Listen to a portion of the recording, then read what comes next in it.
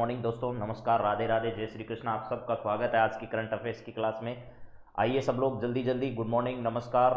मनीष, सोलंकी, विकास, Monika, good morning, नमस्कार, राधे राधे, जय श्री कृष्ण। स्वागत है आज की करंट अफेयर्स की क्लास में।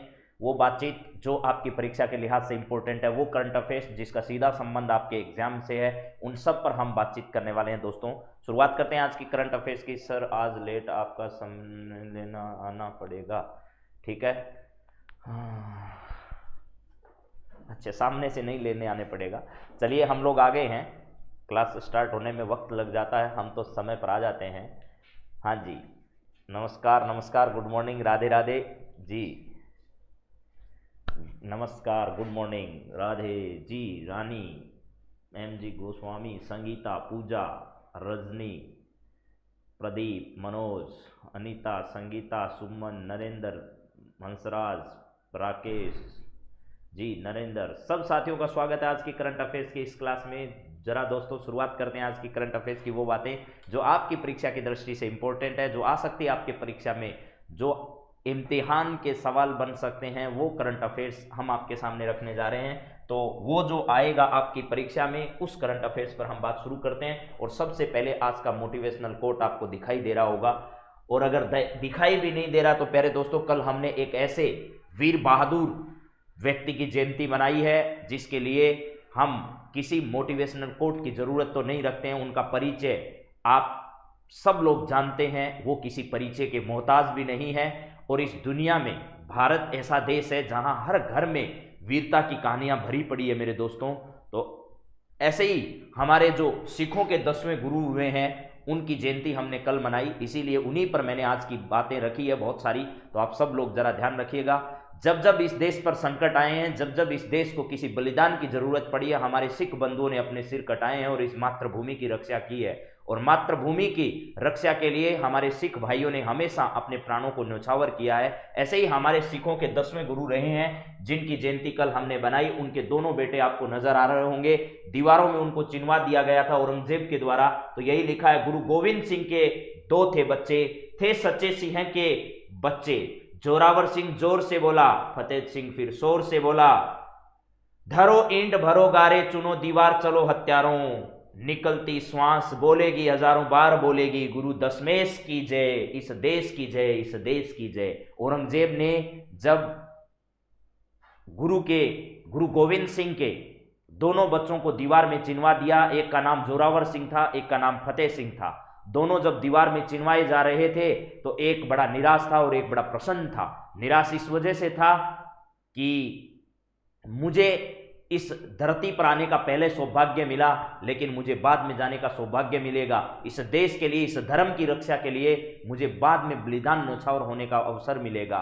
तब दोनों ने ये पंक्तियां कही थी औरंगजेब के उन चेलो चपाटों के सामने कि गुरु गोविंद सिंह के 2 थे बच्चे, गुरु गोविंद सिंह के 2 थे बच्चे, थे सच्चे सिंह के सच्चे। जोरावर सिंह जोर से बोला, फतेह सिंह फिर शोर से बोला, धरो ईंट भरो गारे, चुनो दीवार चलो हत्यारों, निकलती श्वास बोलेगी हजारों बार बोलेगी, गुरु दशमेश की जय, दशमेश की जय, और इस देश की जय, इस देश की जय। हमें भी इसी लगन के साथ कि जब भी हमारे परिवार पर, हमारे देश पर संकट आएगा, हमारी आन और बान पर संकट आएगा, तो हम अपने प्राणों का न्यौछावर करके भी हमेशा उस आन बान और शान और मर्यादा को हमेशा कायम रखेंगे। मर्यादा के साथ, धर्म के साथ कभी भी समझौता नहीं करेंगे। इस प्रकार का हमारा प्रण होना चाहिए, जिस प्रकार इनके दोनों बेटों ने इस देश के लिए बलिदान दे दिया। चलिए मेरे दोस्तों, अगली बात हम करते हैं, इनका थोड़ा सा परिचय आपसे करवाते हैं। श्री गुरु गोविंद सिंह जी एक गुरु, एक योद्धा, एक कवि थे। ये सब आप लोग जानते हो। गुरु गोविंद सिंह जो हैं वो इनके कौन से गुरु थे? 10वें गुरु थे मेरे दोस्तों। कौन से गुरु? 10वें गुरु थे। 10वें गुरु माने जाते हैं इनको। इनके बारे में आप बहुत सारी बातें जानते हैं, लेकिन फिर भी अपन कुछ बात करते हैं। इन्हीं के बारे में कहा जाता है, 1.25 लाख से एक लड़ाऊं, 1.25 लाख से एक लड़ाऊं, चिड़ियन ते बाज लड़ाऊं, यानी चिड़ियों के संग में क्या कराता हूं? बाज लड़ाता हूं। तबे नाम गुरु गोविंद सिंह कहा हूं। 1.25 लाख से एक लड़ाऊं, चिड़ियन संग बाज लड़ाऊं, तबे नाम गुरु गोविंद सिंह कहा हूं। ये इनके बारे में कहा जाता है। ये गुरु भी रहे हैं, एक योद्धा भी रहे हैं और एक कवि भी रहे हैं। इन्होंने यहां तक कि मार्शल आर्ट तक की शिक्षा इन्होंने क्या की है, प्राप्त कर रखी है प्यारे दोस्तों। ये पटना साहिब में इनका क्या होता है, जन्म होता है। पटना साहिब वर्तमान में बिहार में प्यारे दोस्तों, पटना साहिब में इनका क्या हुआ था, जन्म हुआ था। ये सब आप लोग जानते हो। तेग बहादुर के बेटे थे ये, किसके, तेग बहादुर के। तेग बहादुर सिंह जो है, तेग बहादुर, उनके ये क्या थे, बेटे थे प्यारे दोस्तों। और इनकी माता का नाम जो है वो क्या था, गुजरी था। तो तेग बहादुर और गुजरी के ये क्या थे, बेटे थे। चलिए नेक्स्ट बात करते हैं। यहां पर देखिएगा, गुरु गोविंद साहब जी ने ही सिखों के नाम से आगे सिंह लगाने की जो परंपरा है वो क्या की थी, शुरू की थी। यानी जो सिख बंधु हैं वो अपने नाम के आगे जो सिंह लगाते हैं वो किसने शुरू किया था, वो गुरु गोविंद सिंह की ही उनको देन है। उसी के नाम पर, उन्हीं के कहने पर इन्होंने अपने आगे क्या लगाना शुरू किया, सिंह लगाना शुरू किया था। इसके बाद जरा देखिएगा, गुरु गोविंद सिंह जी ने सिख गुरुओं और कई संतों के महान उपदेशों को सिखों के पवित्र ग्रंथ श्री गुरु ग्रंथ साहिब में क्या करवाया था, संकलित करवाया था। और इन्होंने ही कहा था अपने बाद में जो गुरु ग्रंथ साहिब है वही सिखों का प्रमुख गुरु रहेगा। वही क्या रहेगा, गुरुओं का जो है वो प्रमुख गुरु कौन रहेगा, गुरु ग्रंथ साहिब रहेगा। उन्होंने बहुत सारी शिक्षाओं को इसमें क्या किया था, समाहित किया था। गुरु तेग बहादुर 9वें गुरु थे और उनके बाद उनके बेटे गुरु गोविंद सिंह जो हैं वो क्या बने थे, 10वें गुरु बने थे मेरे दोस्तों। चलिए हाँ जी, नेक्स्ट बात करते हैं। अगली बात क्या है जरा देखिएगा, गुरु गोविंद सिंह जी ने ही गुरुओं के उत्तराधिकारियों की परंपरा को क्या कर दिया था, खत्म कर दिया था। यानी अपने बाद ये कहा था गुरु ग्रंथ साहिब ही है वही गुरुओं का क्या रहेगा, यानी सिखों का प्रमुख गुरु रहेगा गुरु ग्रंथ साहिब। चलिए नेक्स्ट देखिएगा, सिख धर्म के 10वें गुरु श्री गोविंद सिंह जी ने ही साल 1699 में खालसा पंथ की क्या की थी, स्थापना की थी। यानी मुगलों से मुकाबला करने के लिए, औरंगजेब जैसे आतताइयों से मुकाबला करने के लिए इन्होंने क्या किया था, 1699 में खालसा पंथ की क्या की थी, स्थापना की थी। खालसा पंथ की स्थापना का सवाल हजारों परीक्षाओं में आ चुका आज तक कि खालसा पंथ की स्थापना किसने की थी। तो खालसा पंथ की स्थापना 1699 में किसने की थी प्यारे दोस्तों, गुरु गोविंद सिंह जी ने की थी। चलिए नेक्स्ट जरा देखिएगा, यहां पर आपके सामने सिख साहित्य में श्री गुरु गोविंद सिंह जी के महान विचारों द्वारा रची गई चंडी दीवार नामक साहित्य की रचना रखती है खास महत्व है। यानी इन्होंने चंडी साहित्य, चंडी दीवार जो है ना, चंडी दीवार इनकी एक प्रसिद्ध क्या है, रचना है। ये चंडी दीवार प्रसिद्ध रचना किसकी है, तो ये गुरु गोविंद सिंह जी की है। चलिए नेक्स्ट जरा देखिएगा, सिखों के 10वें गुरु श्री गोविंद सिंह जी ने ही युद्ध में हमेशा तैयार रहने के लिए 5 ककार यानी 5 कक्के को सिखों के लिए जरूरी बताया था। प्यारे दोस्तों, एक बार गुरु गोविंद सिंह जी जो हैं वो अपने चेलों के सामने उपदेश दे रहे थे और उपदेश देते देते उन्होंने ये कहा कि ऐसे कौन लोग हैं जो अपना शीश दान करने के लिए भी तैयार है। अगर मुझे आज शीश की जरूरत पड़ जाए, किसी के प्राणों की जरूरत पड़ जाए तो वो प्राण देने के लिए तैयार हैं। तो उनमें से एक जो उनका चेला था वो उठ खड़ा हुआ। हाँ, वैसाखी के दिन हुआ था, 13 अप्रैल 1699 को वैसाखी के दिन ही इन्होंने शुरुआत की थी इसकी। तो उनमें से एक चेला जो है वो क्या हुआ था, खड़ा हो गया और उनके साथ आ गया। वो एक अपने तंबू के अंदर ले गए उस चेले को और थोड़ी देर बाहर निकले तो उनकी तलवार जो थी वो खून से सनी हुई थी। फिर वो वापस उन दूसरे चेलों के सामने आए और आकर फिर बोला कि और कौन है जो अपने प्राणों की आहुति देने के लिए तैयार है। फिर एक चेला खड़ा हुआ। ऐसे करते करते बार बार वो तंबू के अंदर जाते और अपनी तलवार जो है वो वहां से बाहर खून से सनी हुई बाहर आकर उन चेलों के सामने रखते। तो फिर पूछते कि कौन तैयार है। इस प्रकार उन्होंने 5 लोगों को अंदर ले जाकर उस तंबू के बैठा दिया, लेकिन उनका कत्ल नहीं किया था, उनको मारा नहीं था, उनके प्राणों की आहुति नहीं ली थी, लेकिन वो चेलों में परखना चाहते थे। उसके बाद वो 5 को साथ लेकर बाहर आए और उन 5 को अपना 5 जो उनके ककार हैं उन्हीं के नाम पर उनको 5 चेले बनाए उन्होंने। और उन्हीं 5 आंकड़ों को लेकर बाद में उन्होंने क्या किया था, ये 5 कंकार दिए थे प्यारे दोस्तों। बाद में उन्होंने क्या किया था, ये 5 ककार उन्हीं के नाम पर दिए थे और वो 5 उनके क्या बने थे, चेले बने थे। तो ये ककार जो हैं उनमें प्रमुख रूप से आपको मालूम होगा, एक होता है आपका केस, एक होता है आपका कटार। क्या होता है, केस, कटार, कृपाण, क्या है, कृपाण, और इसके साथ है कड़ा, और एक है प्यारे दोस्तों कच्छा। ये इतने उनके क्या माने जाते हैं, ककार। और वो 5 थे, वो पंच प्यारों के नाम से जाने गए, पंच प्यारे कहलाए। वो क्या कहलाए, पंच प्यारे कहलाए। वो जो प्यार कड़ा, कच्छा, कंगा, कटार और केस, ये 5 उनके क्या हैं, ककार हैं। और ये जो 5 लोग जिन को वो अपने तंबू के अंदर लेकर गए थे और आहुति मांगी थी अपने प्राणों की, वो उनके 5 क्या कहलाए, पंच प्यारे के नाम से उन्हें जाना गया था। तो 5 ककार और पंच प्यारे किन से संबंधित है, गुरु गोविंद सिंह जी से संबंधित है। चलिएगा ये देख लीजिएगा, श्री गुरु गोविंद सिंह धर्म के लिए समस्त परिवार का इन्होंने अपना बलिदान दे दिया था, अपने पूरे परिवार का बलिदान। ये वो घटना है जिसकी मैं जिक्र कर रहा था। इन्होंने पूछा कौन ऐसा है जो अपने बलिदानों की आहुति देने के लिए तैयार है। केस, कंगा, कड़ा, कच्छा और कतार, और ये पंच प्यारे इस प्रकार चुने गए थे प्यारे दोस्तों, जो भी अपना सर कलम करने के लिए तैयार हुआ, उन 5 लोगों को पंच प्यारे की उपाधि इन्होंने क्या की थी, प्रदान की थी। चलिए ये सब मैंने एक ही डायग्राम में संजो दिया है, आपको शायद दिखाई नहीं दे रहा होगा, ये सारी इमेज मैंने एक साथ रख दी है। आज गुरु ग्रंथ साहिब जो पटना साहिब है, उनके जितने भी गुरुद्वारे हैं उनके नाम पर रखे हुए हैं, वो सब एक जगह मैंने यहां दर्शा दिए हैं। चलिए नेक्स्ट बात करते हैं, अगली खबर पर बढ़ जाते हैं प्यारे दोस्तों। व्हाइट हाउस में बाइडेन आ चुके हैं अब। हाँ जी, ये है जो बाइडेन और कमला हैरिस, नई सरकार अमेरिका में बन चुकी है। अमेरिका के 46वें राष्ट्रपति के बतौर जो बाइडेन जो है इन्होंने शपथ ग्रहण कर ली, और भारतीय मूल की कमला हैरिस जो है वो वहां पर उपराष्ट्रपति बन चुकी है। चलिए नेक्स्ट बात करते हैं, अगली बात क्या है जरा सुनिएगा। हाँ, चमकौर का युद्ध 1704 इन्हीं के नेतृत्व में लड़ा गया था, और मुगलों को इस देश से बाहर भगाने में भी काम किया था। ये सब बातें भी आपको और बताएंगे लास्ट में। ये देखिएगा कमला हैरिस जो है, वो कमला हैरिस यहाँ की क्या बनी है, उपराष्ट्रपति बनी है, इन्होंने शपथ ली है कल। इसके बाद जरा देखिएगा, ये जो बाइडेन ले रहे हैं राष्ट्रपति पद की शपथ, ये लेडी फर्स्ट जो अमेरिका की है, वो जो बाइडेन की पत्नी इनके साथ है। हाँ जी, नेक्स्ट जरा देखिएगा क्या है, ये है कैबिनेट ने कल एक नया फैसला लिया है। केंद्र शासित प्रदेश जम्मू कश्मीर के लिए जल विद्युत परियोजनाओं की इन्होंने क्या की है, शुरुआत की है। जल विद्युत परियोजनाओं की इन्होंने क्या कर दिया, जम्मू कश्मीर को मंजूरी दी है। चिनाब नदी पर 850 मेगावाट जल विद्युत परियोजना के लिए करीब 5282 करोड़ रुपए के निवेश को मंजूरी केंद्र सरकार ने दी है। चलिए यहां है चिनाब नदी पर 850 मेगावाट जल विद्युत परियोजना के लिए करीब 5282 करोड़ रुपए की निवेश को क्या कर दी है, केंद्र सरकार ने मंजूरी प्रदान कर दी है। एक नए साझा उपक्रम के जरिए इस निवेश परियोजना को क्या प्रदान की गई है, मंजूरी प्रदान की गई है। चलिए नेक्स्ट जरा देखिएगा, परियोजना से करीब 4000 लोगों को रोजगार मिलने वाला है।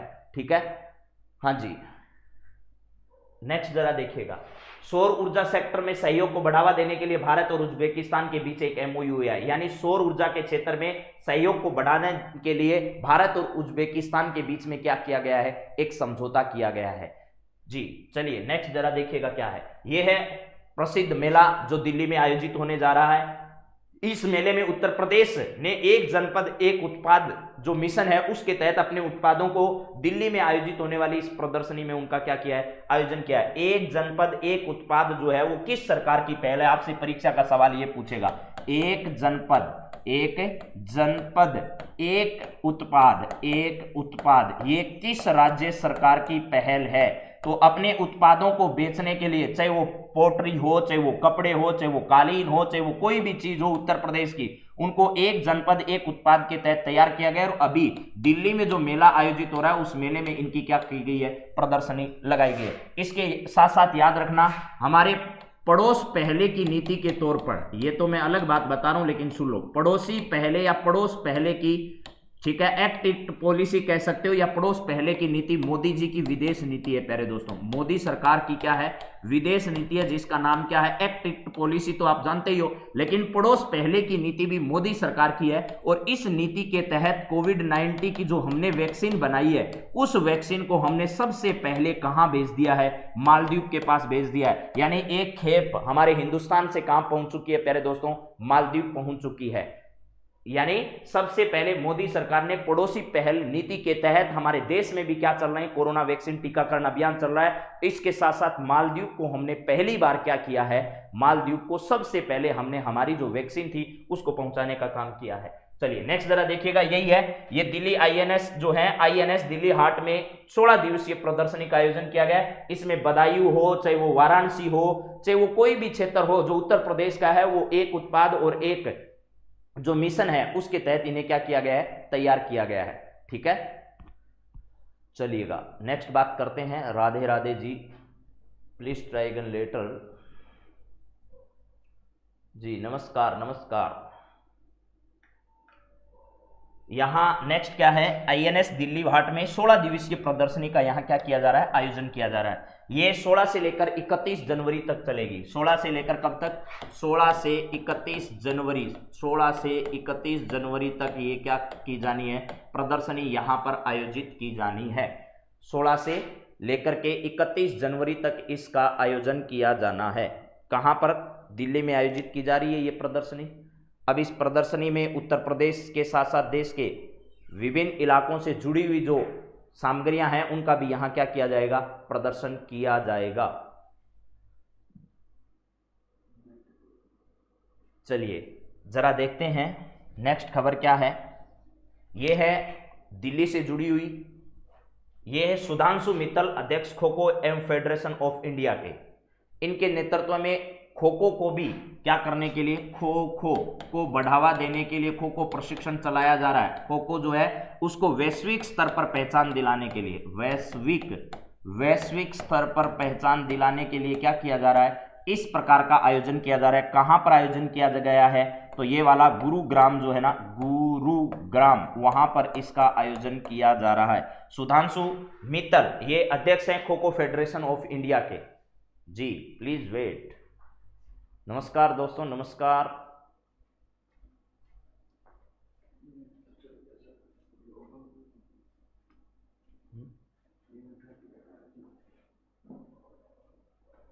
कंटिन्यू रखें। चलिए जरा नेक्स्ट देखिएगा, अध्यक्ष kho kho federation of India के हैं। इन्होंने क्या किया है जरा देख लीजिएगा। ये कल विश्व स्तरीय अल्टीमेट खो खो शिविर का आयोजन किया गया। कहां पर, गुरुग्राम में आयोजित किया गया। एक यूनिवर्सिटी के द्वारा इसका आयोजन किया गया, लेकिन ये केंद्र में हमारे युवा एवं खेल मंत्रालय के मंत्री किरण रिजिजू जी है। इनके नेतृत्व में इन्होंने क्या किया, उद्घाटन किया इसका। इसके साथ साथ सुरेश रैना भी इस कार्यक्रम में क्या थे, उपस्थित थे। तो खो खो को बढ़ावा देने के लिए वैश्विक स्तरीय अल्टीमेट खो खो जो शिविर है उसका कहां आयोजन किया गया, गुरुग्राम में इसका आयोजन किया गया था। चलिए जरा नेक्स्ट देखिएगा क्या है आपके सामने। पहला सवाल आ चुका है, हाल ही में जानी मानी शख्सियत वी शांता की मृत्यु हो गई है, उनका संबंध किस क्षेत्र से था। हाल ही में जानी मानी शख्सियत वी शांता कुमार की मृत्यु हो गई है, इनका संबंध किस क्षेत्र से था, आपको यह बताना है। इनका जो संबंध है वो संबंध किस क्षेत्र से था। तो इसका सही जवाब होगा मेरे दोस्तों, चिकित्सा है या साहित्य है या खेल है या फिल्म है, तो चिकित्सा क्षेत्र से इनका संबंध था। यानी कैंसर रोग विशेषज्ञ थी ये। क्या थी, कैंसर रोग विशेषज्ञ। कैंसर रोग विशेषज्ञ। 93 वर्ष की उम्र में इनका निधन हो गया। और अडियार जो जगह है ना प्यारे दोस्तों, कौन सी, अडियार जगह, अडियार तमिलनाडु में, अडियार कैंसर संस्था जो है, अडियार कैंसर संस्थान, उसकी अध्यक्षता थी ये वाली। तमिलनाडु में स्थित है ये, तमिलनाडु में। अडियार जगह तो आप लोग जानते हो, तमिलनाडु।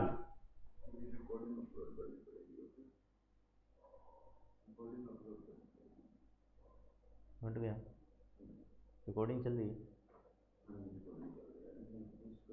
ठीक है कोई। ये हो गया तमिलनाडु। तो तमिलनाडु में अडियार जो जगह है वहां पर एक कैंसर संस्था थी, उसके इनको अध्यक्षा बनाया गया था और ये अध्यक्षा थी। इनका 93 वर्ष की उम्र में क्या हो चुका है, निधन हो चुका है। इसके साथ साथ इन्हें पद्मश्री, इन्हें कौन सा श्री, पद्मश्री, इसके अलावा पद्म भूषण, पद्म भूषण, इनके अलावा इन्हें पद्म विभूषण, ये और इसके अलावा इन्हें रेमन मैग्सेस पुरस्कार जो है, रेमन मैग्सेस पुरस्कार, मैग्सेस पुरस्कार भी इनको क्या है, मिल चुका है। तो 93 वर्ष की उम्र में निधन हो चुका है। कैंसर रोग विशेषज्ञ और अडियार जो कैंसर संस्थान है उनकी अध्यक्षता तमिलनाडु में स्थित है ये। और तमिलनाडु सरकार ने भी गहरा शोक व्यक्त किया है और इसके साथ साथ देश के प्रधानमंत्री नरेंद्र मोदी जी ने भी शोक व्यक्त किया है। और तमिलनाडु सरकार जो है ये पुलिस सम्मान के साथ, यानी राजकीय सम्मान के साथ, आप कह सकते हो पुलिस की सलामी के साथ इनका क्या करना चाहती है, अंतिम संस्कार करना चाहती है, यानी कर दिया एक तरीके से आप कह सकते हो। हाल ही में जानी मानी शख्सियत शांता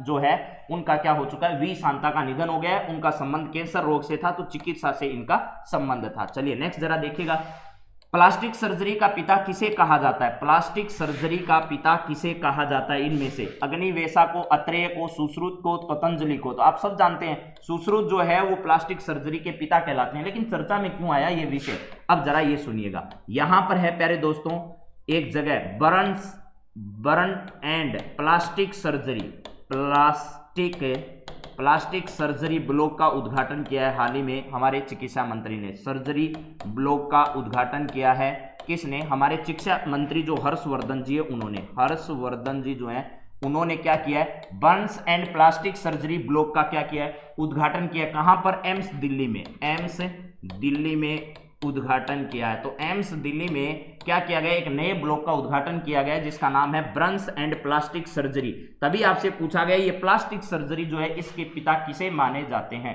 तो सुश्रुत जो है उनको समर्पित किया गया है। ये वाला किसको समर्पित किया गया है? ये सुश्रुत को समर्पित किया गया है। ये वाला एम्स दिल्ली में बनने वाला जो नया बर्न्स एंड प्लास्टिक सर्जरी जो ब्लॉक बनाया गया वो वाला। अब याद रखिएगा इनको प्लास्टिक सर्जरी के पिता के नाम से जाने जाते हैं और इन्होंने सुश्रुत संहिता की क्या की थी? रचना की थी। सुश्रुत संहिता की इन्होंने क्या की प्यारे बच्चों?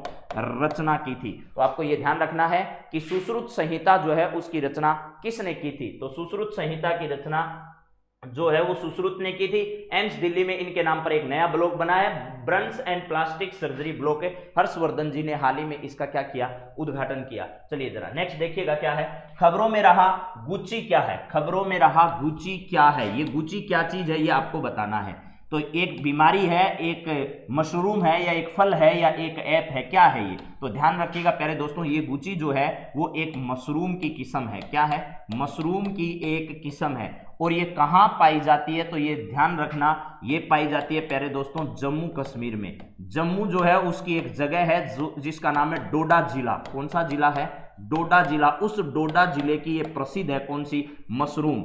इस मशरूम को जीआई टैग प्रदान करने के लिए, क्या प्रदान करने के लिए? जीआई टैग प्रदान करने के लिए एक एनजीओ है जिस एनजीओ का नाम है बॉर्डर वर्ल्ड एनजीओ है। बॉर्डर वर्ल्ड फाउंडेशन ये एक क्या है? एनजीओ है। इस एनजीओ ने हाल ही में क्या किया मेरे दोस्तों? ये जीआई टैग प्रदान करने के लिए जो है वो आवेदन किया है। किसको? इस मशरूम को। मशरूम कहाँ की है? जम्मू कश्मीर की ये मशरूम है। एनजीओ कौन सा है? बॉर्डर वर्ल्ड फाउंडेशन, जिसने जीआई टैग प्रदान करने के लिए क्या की है? अपील की है या एप्लीकेशन दायर की है। इतनी प्रसिद्ध क्यों है भैया? इसकी कीमत ही बहुत है। इसकी 20,000 रुपए प्रति केजी के हिसाब से ये मिलती है। इतनी महंगी, दुनिया की सर्वाधिक सबसे महंगी मशरूमों में इनको गिना जाता है। यानी 20,000 रुपए की 1 किलो मशरूम ही आपको मिल पाएगी। और इसे जम्मू कश्मीर में मोरल भी कहा जाता है। क्या कहा जाता है इसे? जम्मू कश्मीर में मोरल भी कहा जाता है। तो दोबारा सुन लीजिएगा, हाल ही में गुआची जो मशरूम है वो 24,000 रुपए किलो है। और जो बॉर्डर वर्ल्ड फाउंडेशन है उसने उसे जीआई टैग प्रदान करने की अपील की है या एप्लीकेशन दायर की है। एनजीओ है, जम्मू कश्मीर की प्रसिद्ध है और वहां पर एक जिला है जिसका नाम है डोडा जिला। उस डोडे जिले की ये क्या है? प्रसिद्ध है। चलिए नेक्स्ट जरा सुनिएगा क्या है। सोमनाथ मंदिर ट्रस्ट का अध्यक्ष हाल ही में किसे नियुक्त किया गया? तो प्यारे दोस्तों सोमनाथ का प्रसिद्ध मंदिर जो हमेशा आक्रमणों की वजह से चर्चा में रहा था, पहले सबसे सर्वाधिक आक्रमण इस पर हुए हैं। तो सोमनाथ का जो मंदिर है वो कहां पर है? गुजरात में स्थित है प्यारे दोस्तों। सोमनाथ का मंदिर कहां है?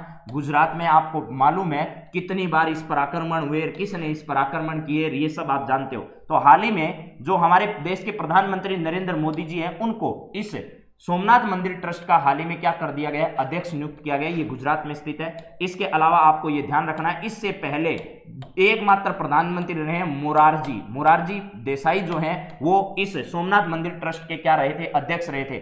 और ये तो पहले थे। इसके बाद अब दूसरे प्रधानमंत्री हैं मोदी जी, जिनको इस मंदिर का क्या बनाया गया? अध्यक्ष बनाया गया। यानी इस सोमनाथ मंदिर ट्रस्ट का अध्यक्ष बनने वाले दूसरे देश के प्रधानमंत्री कौन है? नरेंद्र मोदी जी हैं। इससे पहले अध्यक्ष कौन थे प्यारे दोस्तों? तो याद रखना केशुभाई पटेल जो है ना, केशुभाई पटेल वो इसके अध्यक्ष थे। केशुभाई पटेल इसके अध्यक्ष थे। और केशुभाई पटेल अध्यक्ष होने के साथ साथ इनका पिछले दिनों निधन होने के बाद ये पद खाली था, अब इनको वापस बनाया गया। अब थोड़ी बात गुजरात की अगर वापस करें, ये अमित शाह जी भी गुजरात से आते हैं। विजय भाई रूपानी यहाँ के क्या हैं? मुख्यमंत्री। उप मुख्यमंत्री यहाँ के कौन है? तो आपको पता है नितिन भाई पटेल है। नितिन भाई पटेल जो है वो यहाँ के क्या है? उप मुख्यमंत्री। नितिन भाई पटेल यहाँ के उप मुख्यमंत्री हैं। इसके अलावा प्यारे दोस्तों यहाँ गिर वन्यजीव अभ्यारण्य आप लोग सब जानते हो, गिर है। इसके अलावा एशियाटिक जो शेर है उसके लिए भी ये जगह प्रसिद्ध है। इसके अलावा सिंधु घाटी का प्रसिद्ध स्थल एक तो लोथल और एक कौन सा है? धोलावीरा। एक तो धोलावीरा, एक कौन सा है? लोथल। ये दोनों भी यहाँ के क्या हैं? प्रसिद्ध है। इसके अलावा वडोदरा की जो रेलवे यूनिवर्सिटी है, वडोदरा की जो रेलवे यूनिवर्सिटी है वो भी प्रसिद्ध है। इसके अलावा यहाँ पिछले दिनों लिथियम जो रिफाइनरी है, लिथियम रिफाइनरी स्थापित करने के बारे में चर्चा चल रही है। दुनिया का सबसे बड़ा सौर ऊर्जा पार्क भी यहाँ क्या जा रहा है, बनने जा रहा है। इसके अलावा मेरे दोस्तों यहाँ पर सूरत और अहमदाबाद दो प्रसिद्ध शहर है, एक तो सूरत है और एक क्या है, अहमदाबाद है, अहमदाबाद है। पहला रेल जो आपका मेट्रो शहर है वो अहमदाबाद है गुजरात का, और दूसरा सूरत है। लेकिन अब अहमदाबाद में दो फेज में अलग अलग तरीके से जो हमारी मेट्रो है उसका उद्घाटन किया जा चुका है। सूरत में पहली बार किया जा रहा है, दूसरा शहर है सूरत का जिसको मेट्रो से क्या किया जा रहा है, जोड़ा जा रहा है। इसके अलावा आपको पता होगा मेरे दोस्तों और कौन कौन सी चीजें यहाँ की प्रसिद्ध है, तो सबसे ज्यादा समुद्री तटीय सीमा जो है वो 1600 किलोमीटर की इससे लगती है। गांधी जी ने अपनी दांडी यात्रा यहाँ से ही क्या की थी, शुरू की थी। 12 मार्च 1930 को दांडी यात्रा यहीं से शुरू की थी और दांडी पहुंच गए थे 6 अप्रैल को ये कहां पहुंच गए थे, दांडी पहुंच गए थे। इसके अलावा जो आपका सूरत शहर है वो ताप्ती नदी के किनारे है मेरे दोस्तों। किस नदी के, ताप्ती नदी के। यहां पर जामनगर रिफाइनरी, जामनगर लोनी, जो जानते हो आप लोग जामनगर लोनी के नाम से उसे, तो वो जामनगर जो है वो जामनगर रिफाइनरी कहां पर स्थित है, वो भी गुजरात में स्थित है। चलिए नेक्स्ट बात करते हैं। अगला सवाल आपके सामने है, पटचित्र किस राज्य की सबसे पुरानी लोकप्रिय एवं पारंपरिक कला रही है। पट का मतलब और चित्र का मतलब आप समझ जानते हो, ये पेंटिंग होती है। पट का मतलब पटचित्र किस राज्य की सबसे पुरानी लोकप्रिय एवं पारंपरिक कला है। बिहार की, उत्तर प्रदेश की, झारखंड की, ओडिशा की। तो इसमें से आपको याद रखना है मेरे दोस्तों, ओडिशा जो है उसकी पट चित्रकला जो है वो सबसे प्रसिद्ध है या प्राचीन है, ओडिशा की। यानी भारत के पहले धरोहर गांव रघुराजपुर जो है वहां पर इसे संरक्षित किया गया। रघुराजपुर पहला गांव है, रघुराजपुर जो है वो क्या है, भारत का पहला धरोहर संरक्षित गांव है, ऐसे कह सकते हो आप लोग। भारत का पहला धरोहर संरक्षित गांव है, वहां पर इसे संरक्षित किया गया है। तो याद रखना है, पटचित्र किस राज्य की सबसे पुरानी लोकप्रिय एवं पारंपरिक कला है, तो ये ओडिशा राज्य की पारंपरिक कला है। यहां पर रघुराजपुर गांव है जो भारत का पहला धरोहर संरक्षित गांव के रूप में उसे जाना जाता है। यहां पर गोटी युवा जो है एक नृत्य किया जाता है प्यारे दोस्तों। कौन सा नृत्य, गोटी थुआ या युवा आप कह सकते हो, गोटी थुआ एक प्रसिद्ध नृत्य यहां पर किया जाता है। अब बात उड़ीसा की आ गई है तो यहां पर भी थोड़ी सी बात कर लेते हैं हम। नवीन पटनायक जी बीजू जनता दल के यहां पर क्या है, मुख्यमंत्री है। इसके अलावा गणेशी लाल जी जो है ना, गणेशी लाल जी वो यहां के क्या है, राज्यपाल है। इसके अलावा मेरे दोस्तों यहां पर आपको पता होगा भुवनेश्वर जो है, भुवनेश्वर वो यहाँ की क्या है, राजधानी है। और इसके साथ साथ मेरे दोस्तों यहाँ पर 1 अप्रैल को क्या किया जाता है, उत्कल दिवस मनाया जाता है। उत्कल दिवस मनाया जाता है क्योंकि 1 अप्रैल 1936 को ये उड़ीसा की स्थापना मानते हैं, इस वजह से यहाँ पर उत्कल दिवस भी क्या किया जाता है, मनाया जाता है। इसके अलावा यहाँ के प्रसिद्ध जो 2 नेशनल पार्क है वो याद रखना है। एक तो आपको याद रखना है भीतरकनिका, कौन सा, भीतरकनिका नेशनल पार्क याद रखना है। एक आपको Similipal national park, Similipal national park याद करना है। इसके अलावा मेरे दोस्तों यहाँ पर आपको याद रखना है कलिंग जो जगह है, यानी कलिंग इसी का प्राचीन नाम है। 261 ईसा पूर्व जो है यहाँ पर कलिंग का प्रसिद्ध युद्ध हुआ था और अशोक ने इस कलिंग युद्ध के बाद क्या कर दिया था, भेरी घोष के स्थान पर धम घोष को क्या कर लिया, अपना लिया था। तो ये सब बातें किसके संबंध में, उड़ीसा के संबंध में। और यहाँ की प्रमुख जो भाषा है वो ओडिसी है, प्रमुख यहाँ की भाषा जो है वो क्या है, ओडिसी है। इसके अलावा यहाँ पर एक स्टील प्लांट राउरकेला जो स्टील प्लांट है वो भी ध्यान रखना है। पिछले दिनों कार्बन मोनोऑक्साइड के कारण यहाँ पर क्या हुई थी, घटना हुई थी। इसके अलावा प्यारे दोस्तों आप लोगों को संबलपुर जगह याद रखनी है, संबलपुर में पिछले दिनों प्रधानमंत्री मोदी ने नई IIM जो है IIM उसके नए भवन का यहाँ पर क्या किया था, उद्घाटन किया था। तो सारी बातें मैंने बता दिया। एक आपको बताया था पूरी जगन्नाथपुरी जो है वहां पर भगवान जगन्नाथ जो है वो विराजते हैं और उनकी प्रसिद्ध रथ यात्रा निकलती है। और जगन्नाथ जो है वो भगवान विष्णु का क्या है, अवतार है, भगवान विष्णु का अवतार इनको माना जाता है। चलिए नेक्स्ट बात करते हैं। तो इसका सही जवाब क्या होगा, उड़ीसा होगा। अगला सवाल आपके सामने है, खबरों में रहा महानंदा वन्यजीव अभ्यारण्य किस राज्य में रहा है, गुजरात में, उत्तराखंड में, पश्चिम बंगाल में, उत्तर प्रदेश में। महानंदा वन्यजीव अभ्यारण्य जो है वो चर्चा में है पक्षी पर्व को लेकर। किसको लेकर, पक्षी पर्व यहाँ पर क्या किया जा रहा है, आयोजित किया जा रहा है। ये पक्षी पर्व 20 से लेकर के कब तक, 23 फरवरी तक यहाँ आयोजित किया जाएगा 2021 में। पक्षी पर्व 20 से लेकर के 23 फरवरी 2021 को यहाँ पर आयोजित किया जाएगा। ये जो दार्जिलिंग वन्य जीव अभ्यारण्य के नाम से भी इसे क्या किया जाता है, जाना जाता है। दार्जिलिंग वन्य जीव अभ्यारण्य के नाम से भी इन्हें जाना जाता है। ये किस राज्य में है, तो ये पश्चिमी बंगाल राज्य में है। महत्वपूर्ण पक्षी क्षेत्र इसे कहा जाता है, पक्षी क्षेत्र, महत्वपूर्ण पक्षी क्षेत्र के नाम से इन्हें जाना जाता है। इसके अलावा आपको पता है यहाँ की सीएम ममता दीदी है, ममता यहाँ की क्या है, सीएम है। गवर्नर यहाँ के कौन है, जगदीप धनखड़ जी हैं, जगदीप धनखड़ जी है। इसके अलावा यहाँ पर इसका गठन जो है वो 26 जनवरी 1950 को हुआ था प्यारे दोस्तों।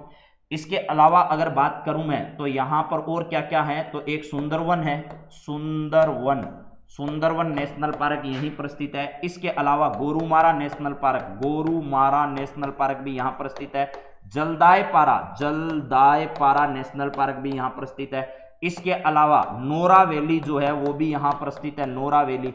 और यहाँ की प्रमुख भाषा जो है वो प्यारे दोस्तों बांग्ला है। कौन सी भाषा है, प्रमुख भाषा क्या है, बांग्ला है। और वर्तमान में चुनाव भी यहाँ पर है आने वाले समय में, इस वजह से भी स्टेट जो है वो पूरे देश की राजनीति का केंद्र बना हुआ है इस समय।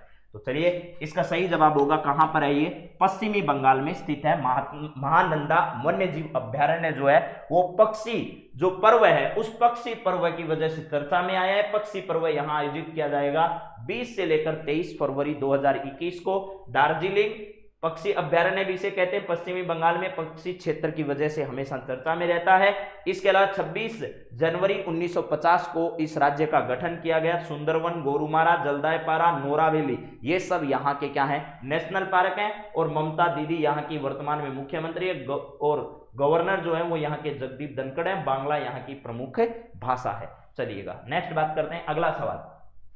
निम्नलिखित में से किन की जयंती को पराक्रम दिवस के रूप में मनाने की घोषणा की गई है। हाल ही में केंद्र सरकार ने यह घोषणा कर दी है कि हम सुभाष चंद्र बोस जो है उनकी जयंती को किस दिवस के रूप में मनाएंगे, पराक्रम दिवस के रूप में मनाएंगे। पराक्रम दिवस के रूप में इनकी जयंती को क्या किया जाएगा मेरे दोस्तों, मनाया जाएगा पराक्रम दिवस के रूप में। कब, 23 तारीख को, 23 जनवरी को इनकी क्या मनाई जाएगी, जयंती मनाई जाएगी। इसके अलावा और कौन कौन सी बातें हैं, ये इनकी 125वीं जयंती होगी मेरे दोस्तों।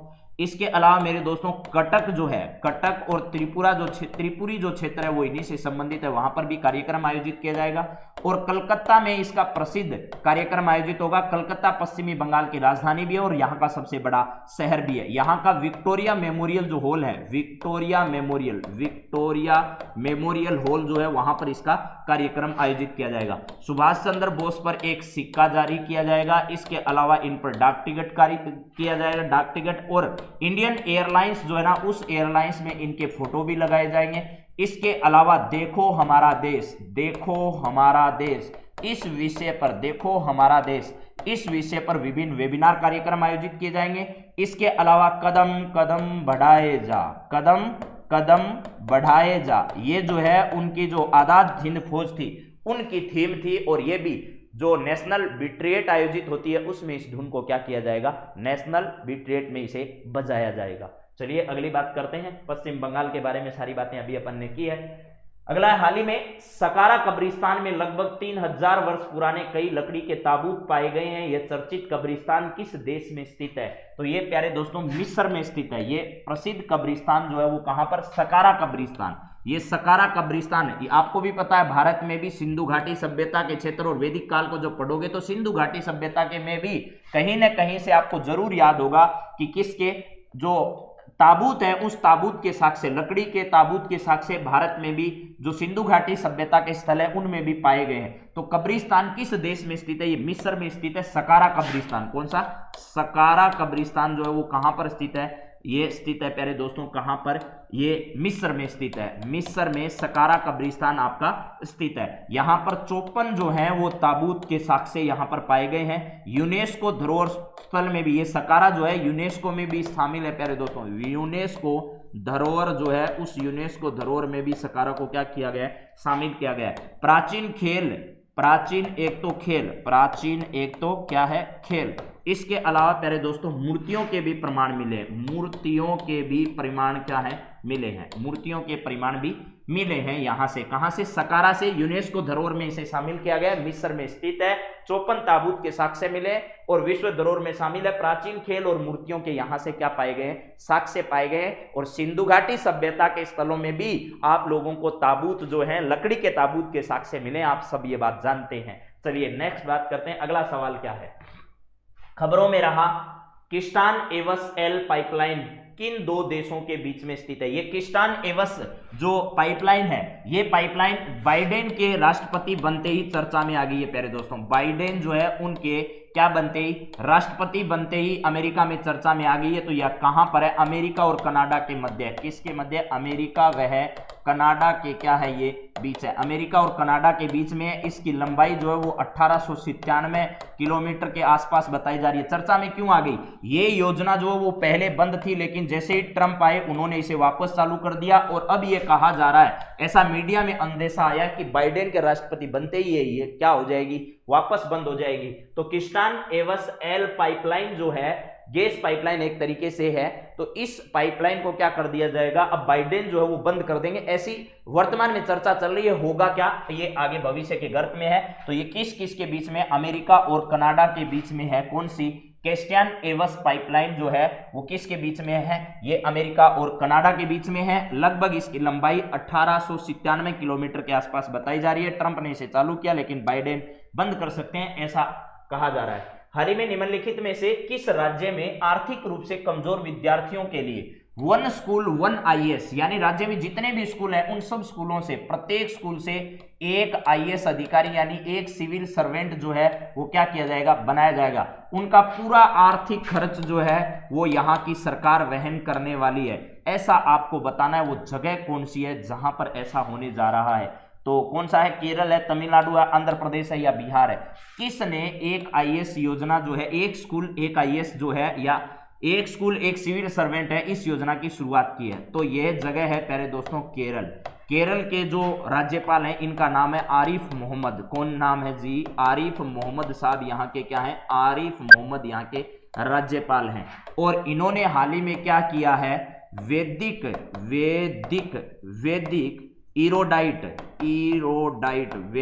इरोडाइट फाउंडेशन जो है ना, फाउंडेशन, इस एरोडाइट फाउंडेशन में क्या किया है, उद्घाटन किया है। और ये फाउंडेशन जो है लगभग ये कहा जा रहा है कि 10,000 के आसपास यहाँ की स्कूलें हैं, उनमें से प्रत्येक स्कूल में इस प्रकार का काम किया जाएगा कि आरिफ मोहम्मद साहब ने कहा है वैदिक इरोडाइट फाउंडेशन का उद्घाटन करते हुए इस मिशन के साथ मिलकर यहाँ की राज्य सरकार इस प्रकार का मिशन चला रही है, वन स्कूल वन आईएएस, यानी प्रत्येक विद्यालय से क्या किया जाएगा, आईएएस अधिकारी निकाला जाएगा। तो जो गरीब बच्चे हैं उनका आर्थिक जो समाधान है वो भी यहां किया जाएगा, उनका आर्थिक खर्चा जो है वो भी उठाया जाएगा। किसके माध्यम से, सरकार के माध्यम से। और इसके अलावा एक फाउंडेशन जिसका नाम है वैदिक इरोडाइट फाउंडेशन, ये दोनों मिलकर इसका खर्च वहन करेंगे। राज्य के बच्चों के लिए बेहतरीन पहल मानी जा सकती है। केरल की राजधानी तिरुअनंतपुरम है, वहां से इसे क्या किया गया है, शुरू किया गया है। चलिए नेक्स्ट बात करते हैं। अगला आपका आज का अभ्यास प्रश्न है, भारत और किस देश के बीच में डेजर्ट नाइट जो है वो 2021 अभ्यास का आयोजन किया जाएगा। तो भारत और किस देश के बीच में डेजर्ट नाइट 2021 जो अभ्यास है उसका आयोजन किया जाएगा, फ्रांस, रूस, इंडोनेशिया और जापान। तो याद रखिएगा प्यारे दोस्तों, इसका आयोजन कहाँ किया जाना है, जोधपुर में किया जाना है। राजस्थान के जोधपुर में इसका आयोजन होने जा रहा है, कल से इसकी शुरुआत हो गई है। और भारत और किसके बीच में, फ्रांस के बीच में, भारत और फ्रांस के बीच में इसका क्या किया जा रहा है, आयोजन किया जा रहा है। तो ध्यान रखना फ्रांस के साथ हम आयोजन कर रहे हैं। इसमें राफेल जो विमान है, राफेल विमान वो भी क्या ले रहे हैं, हिस्सा ले रहे हैं। फ्रांस से आने वाले राफेल भी इसमें भाग ले रहे हैं। नेक्स्ट जरा देखिएगा क्या है आपके सामने, अगला सवाल नहीं है, कोई बात नहीं। चलिए दोस्तों आज की क्लास को यही हम विराम देते हैं। वैसे भी आपको आज रिकॉर्डेड क्लास मिलने वाली है तो कोई बात नहीं। चलिए ये क्लास जो है वो किसी वजह से, टेक्निकल इश्यू की वजह से नेट की प्रॉब्लम आ गई और बीच में ये क्लास बंद हो गई, तो आप सब इसका ध्यान रखिएगा। और अगली क्लास में कुछ अच्छे सवालों के साथ आपसे फिर मुलाकात करेंगे, नए सवालों के साथ। तो गुरु गोविंद सिंह के 2 थे बच्चे, थे सच्चे सिंह के बच्चे। जोरावर सिंह जोर से बोला, फतेह सिंह शोर से बोला, धरो ईंट भरो गारे, चुनो दीवार चलो हत्यारों, निकलती श्वास बोलेगी हजारों बार बोलेगी, गुरु दशमेश की जय, इस देश की जय, इस देश की जय। कल मैंने आपको महाराणा प्रताप के बारे में बताया था, आज मैंने गुरु गोविंद सिंह के बारे में बताया। ये सब वो लोग हैं, इस देश की मिट्टी मिट्टी में शहादत, इस देश की मिट्टी मिट्टी में संघर्ष, ये सब लिखा गया है। तो ये सब हमें ध्यान रखना है कि हमें संघर्षों के साथ आगे बढ़ना है और जीवन में निश्चित तौर से सफलता हासिल करनी है मेरे दोस्तों। सूरज का तेज भी फीका पड़ता था, सूरज का तेज भी फीका पड़ता था। जब राणा तू अपना मस्तक ऊंचा करता था, थी राणा तुझ में कोई बात निराली, इसलिए अकबर भी तुझसे डरता था। इन्हीं सब बातों के साथ आप सबका बहुत बहुत धन्यवाद। आज की क्लास आपके लिए अच्छी होगी तो इसको बार बार आप देखिएगा और अपने साथियों के साथ आज की क्लास को जरूर शेयर कर दीजिएगा।